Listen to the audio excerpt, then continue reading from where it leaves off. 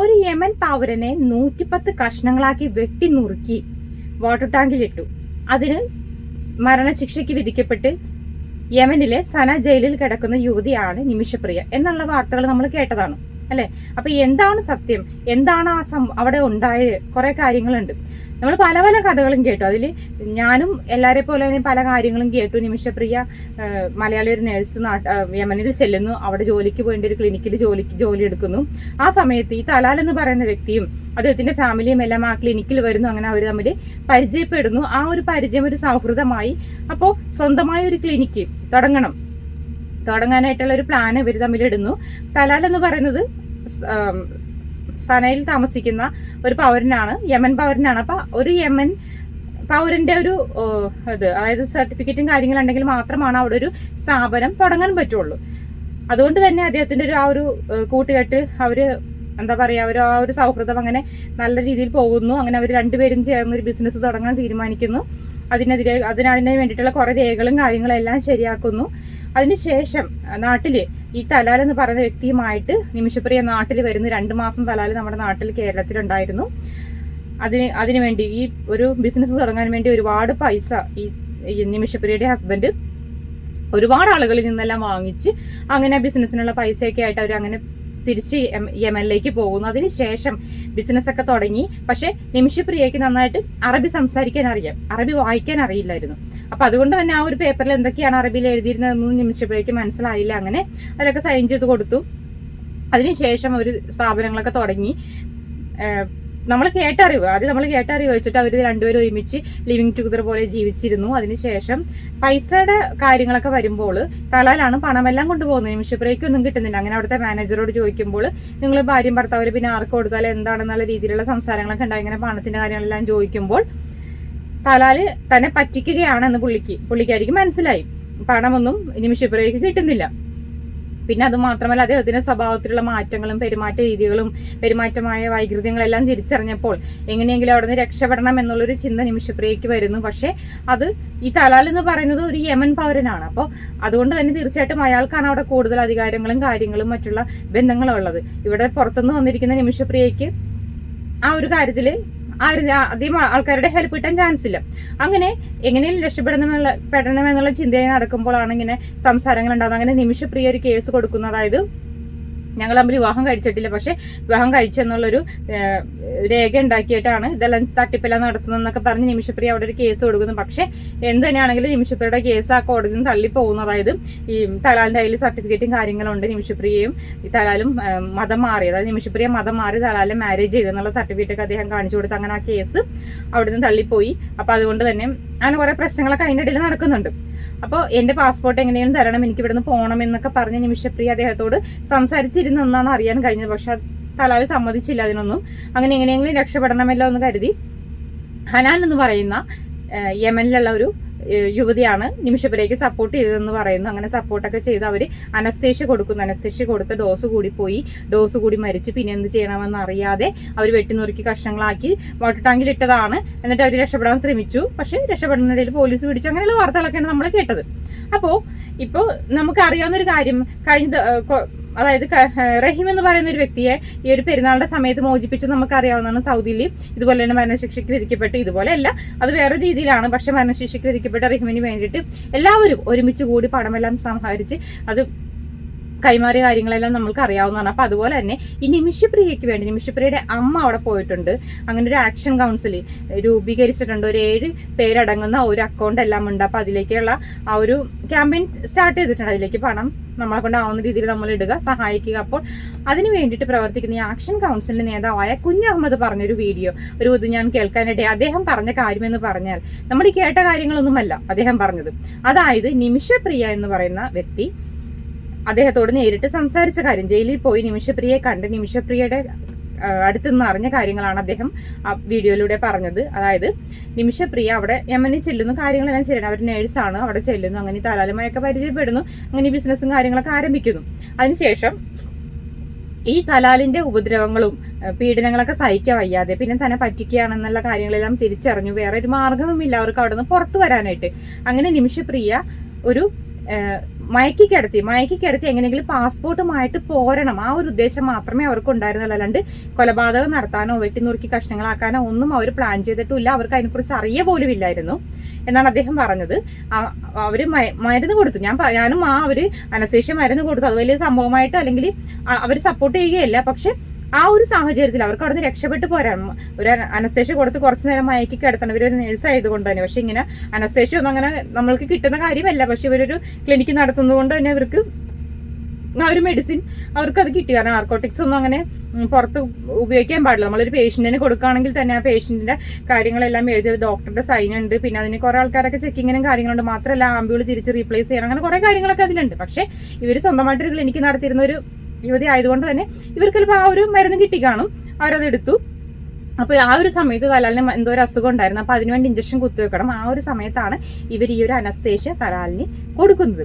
Anaesthesia കൊടുത്ത് ഇവർ പറയുന്നതെന്ന് വെച്ചാൽ അനസ്തേഷ്യ കൊടുത്തതിന് ശേഷം പാസ്പോർട്ട് എടുത്ത് എങ്ങനെയും രക്ഷപ്പെടണം, അത് മാത്രമായിരുന്നു അവരുടെ ചിന്ത. അങ്ങനെ അനസ്തേഷ്യ കൊടുത്ത് ഇയാൾ മയങ്ങി കിടക്കുന്ന സമയത്ത് പാസ്പോർട്ട് എടുത്ത് ഇവർ ഒരു 300 കിലോമീറ്റർ അപ്പുറം വരെയും പോയി. ആ സമയത്ത് നമുക്കറിയാലോ യമനിൽ എപ്പോഴും ഹൂതികളായിട്ടുള്ള പ്രശ്നങ്ങളും യുദ്ധങ്ങളുമാണ്. അപ്പോൾ ആ സമയത്ത് യുദ്ധം നടക്കായിരുന്നു. അപ്പോൾ അവർക്ക് അധികം ദൂരം പോകാൻ കഴിഞ്ഞില്ല. അങ്ങനെ അവരവിടെ ഒരു ക്ലിനിക്കിൽ പെട്ടു. അങ്ങനെ അവിടെ താമസിക്കുന്ന സമയത്താണ് ഈ ഒരു മരണവാർത്ത, അതായത് ഈ മരണവാർത്ത TV-യിലൂടെ ന്യൂസിലൂടെ എല്ലാം അറിഞ്ഞ് അങ്ങനെ ഇവരുടെ ഫോട്ടോ, അതായത് ഇവരാണോ അയാളുടെ കൂടെ ജീവിച്ചിരുന്നായിട്ട് പങ്കാളി എന്നുള്ള രീതിയിൽ ഇവരുടെ പിക്ചർ വരുന്നു. അപ്പോൾ ഇയാളെ വെട്ടി നുറുക്കി കൊന്ന് വാട്ടർ ടാങ്കിലാക്കി ഇവർ രക്ഷപ്പെട്ടു എന്നുള്ള രീതിയിലുള്ള വാർത്തകൾ വരുന്നു. അങ്ങനെ അവിടെയുള്ള ആളുകളാണ് ഈ നിമിഷപ്രിയയെ പിടിച്ച് പോലീസിൽ ഏൽപ്പിക്കുന്നത്. അപ്പൊ നിമിഷപ്രിയയെ പിടിച്ച് പോലീസിൽ ഏൽപ്പിക്കുമ്പോൾ ഈ പോലീസുകാരല്ല നിമിഷപ്രിയയെ യമനിലുള്ള സന ജയിലിലേക്ക് കൊണ്ടുവരുന്നത്. ഈ മരിച്ച തലാലിന്റെ ഒരു ബന്ധുവിനെയാണ് ഈ പോലീസുകാർ വിളിച്ചത്. പോലീസുകാർ വിളിച്ചതിന്റെ അടിസ്ഥാനത്തിൽ ഈ മരിച്ച തലാലിന്റെ ബന്ധു അവിടെ ചെന്ന് നിമിഷപ്രിയയെ അദ്ദേഹത്തെ വാങ്ങിക്കുകയും സന ജയിലിലേക്ക് കൊണ്ടുവരികയാണ് ചെയ്തത്. പക്ഷെ ആ കൊണ്ടുവരുന്ന വഴിയിൽ നിമിഷപ്രിയ ഉപദ്രവിക്കുകയോ ഒന്നും തന്നെ അദ്ദേഹം ചെയ്തില്ല എന്ന് മാത്രമല്ല, നിമിഷപ്രിയ പറഞ്ഞനുസരിച്ച് അദ്ദേഹം അവർക്ക് ഭക്ഷണം വാങ്ങിക്കൊടുക്കുകയും വെള്ളം വാങ്ങിക്കൊടുക്കുകയും അങ്ങനെ നല്ല രീതിയിൽ തന്നെയാണ് അവരെ ആ ഒരു 300 കിലോമീറ്റർ അപ്പുറമുള്ള സന ജയിലിലേക്ക് നിമിഷപ്രിയയെ കൈമാറുന്നത്. അങ്ങനെ സനയിൽ കൊണ്ടുവരുന്ന നിമിഷപ്രിയയെ അദ്ദേഹം തലാലിന്റെ തന്നെ ബന്ധു അദ്ദേഹം പോലീസിന് കൈമാറി. അങ്ങനെയാണ് ആ ഒരു നിമിഷപ്രിയ ജയിലിലാവുന്നത്. അപ്പോൾ ഇദ്ദേഹം പറയുന്നതനുസരിച്ചിട്ട് ഇവിടെ വന്നതിന് ശേഷമാണ് നിമിഷപ്രിയ ഈ ഒരു സത്യങ്ങളൊക്കെ അറിയുന്നത് എന്നാണ്.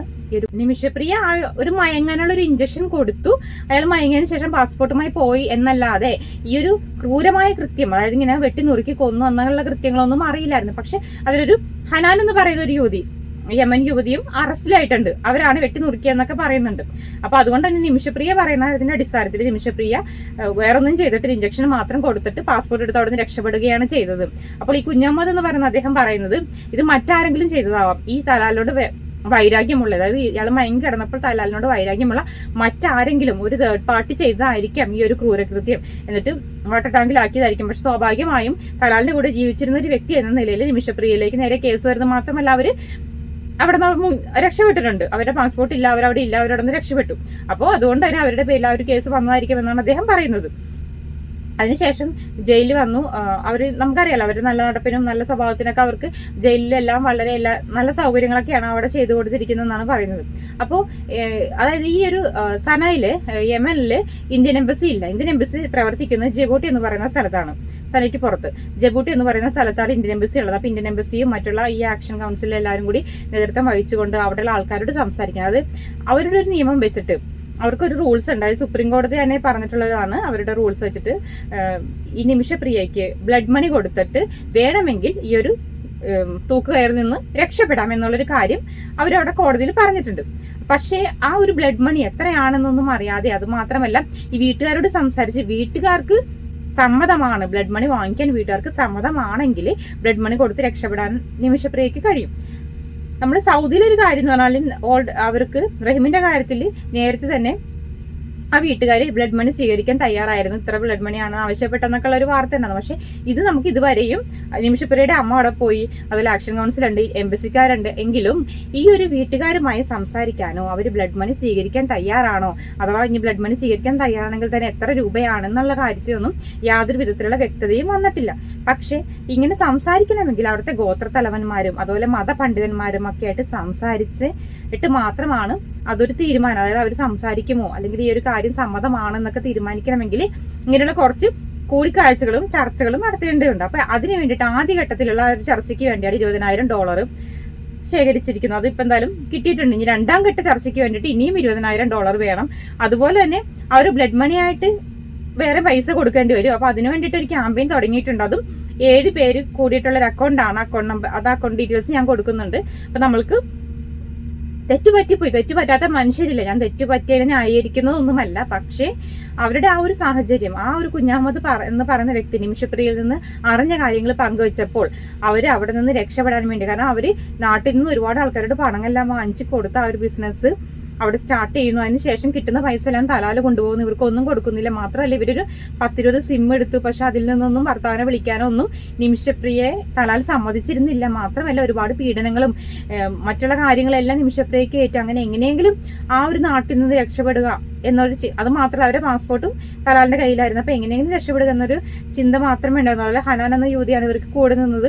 ഇങ്ങനെ ഇഞ്ചക്ഷൻ കൊടുക്കാനൊക്കെ ഇവർ അത് മരുന്ന് മാത്രം കൊടുത്തോളൂ എന്നൊക്കെ പറയുന്നുണ്ട്. അപ്പോൾ അങ്ങനെ ഇവർ ചെയ്തു. പക്ഷേ ഇത് ആരാണ് കൊന്നതെന്ന് നിമിഷപ്രിയയ്ക്ക് അറിയില്ല. ഞാൻ ഈ ഒരു കാര്യത്തിൽ ഇതിൽ എനിക്ക് യാതൊരുവിധ പങ്കുമില്ല എന്നാണ് നിമിഷപ്രിയ ജയിലിൽ വെച്ച് ഈ കുഞ്ഞമ്മദിനോട് പറഞ്ഞിട്ടുള്ളത്.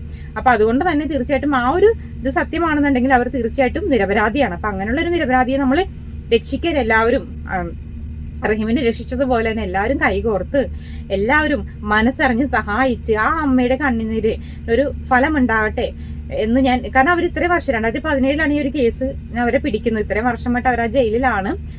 അപ്പോൾ അവർക്ക് എത്രയും പെട്ടെന്ന് തന്നെ അവിടെ നിന്ന് ഗോത്രത്തലവന്മാരുമായി സംസാരിച്ച് ഈ വീട്ടുകാർ ബ്ലഡ് മണി സ്വീകരിക്കാൻ തയ്യാറായി. നമ്മളെ കൊണ്ടാവുന്ന രീതിയിൽ എല്ലാവരും പണം അവർക്ക് നൽകി ആ ഒരു സഹായം ചെയ്ത് എത്രയും പെട്ടെന്ന് തന്നെ അവർ ജയിൽ മോചിതയാവട്ടെ എന്നാണ് ഞാനിപ്പോൾ എൻ്റെ ഒരു ആഗ്രഹം. കാരണം നമ്മൾ കുറെ കഥകൾ കേട്ടു. അപ്പൊ പല ആൾക്കാരും പറഞ്ഞ് ഞാൻ കണ്ടതാണ്, അതായത് ഇങ്ങനെ തെറ്റിയതല്ല, അവളുടെ സുഖത്തിന് വേണ്ടി പോയതല്ല, അങ്ങനെ ഒരുപാട് കാര്യങ്ങളൊക്കെ ഞാൻ കേട്ടു. പക്ഷെ നിമിഷപ്രിയ ഈ അദ്ദേഹത്തോട് പറഞ്ഞ കാര്യങ്ങളെല്ലാം സത്യമാണ് എന്നുണ്ടെങ്കിൽ തീർച്ചയായിട്ടും അവരൊരു നിരപരാധിയാണ്. കാരണം മയക്ക് കിടത്തി എന്ന് പറയുന്നത് മയക്ക് കൊടുത്തു കുറച്ച് സമയം മയങ്ങി കിടന്നെന്ന് ഓർത്ത് ആരും മരിക്കാനൊന്നും പോകുന്നില്ല. അവരുടെ ലക്ഷ്യം ആ ഒരു ഗ്യാപ്പിനുള്ളിൽ എങ്ങനെയെങ്കിലും പാസ്പോർട്ട് എടുത്ത് മാക്സിമം എത്രയും ദൂരം പോയി എങ്ങനെയെങ്കിലും രക്ഷപ്പെട്ട് ഇന്ത്യയിലേക്ക് വരിക എന്നുള്ളൊരു ലക്ഷ്യം തന്നെയായിരുന്നു. കാരണം പണവും പോയി, ജീവിതവും ഇല്ല, പിന്നെ പീഡനങ്ങൾ ഏൽക്കേണ്ടി വരുമ്പോൾ ആരാണെങ്കിലും ഇന്ന് രക്ഷപ്പെടാനുള്ള വഴികൾ ആലോചിക്കും. ആ ഒരു വഴിയായിട്ടാണ് നമുക്ക് ഇതിനെ കാണാൻ പറ്റുള്ളൂ. പക്ഷെ അതിനുശേഷം അവർ പോയതിനു ശേഷമാണ് ഈ ഒരു ക്രൂരകൃത്യം നടന്നിരിക്കുന്നത്. അത് തെളിയിക്കാൻ നിമിഷപ്രിയയുടെ കയ്യിൽ യാതൊരു തെളിവുകളുമില്ല. മാത്രമല്ല കോടതിയുടെയും മറ്റുള്ളവരുടെ മുമ്പിൽ നിമിഷപ്രിയാണ് അദ്ദേഹത്തിന്റെ കൂടെ താമസിച്ചിരുന്നതും ഈ തലാൽ എന്ന് പറഞ്ഞ വ്യക്തിയോട്. അപ്പൊ തീർച്ചയായിട്ടും അവർക്കെതിരെയാണ് എല്ലാ കാര്യങ്ങളും വരുള്ളൂ.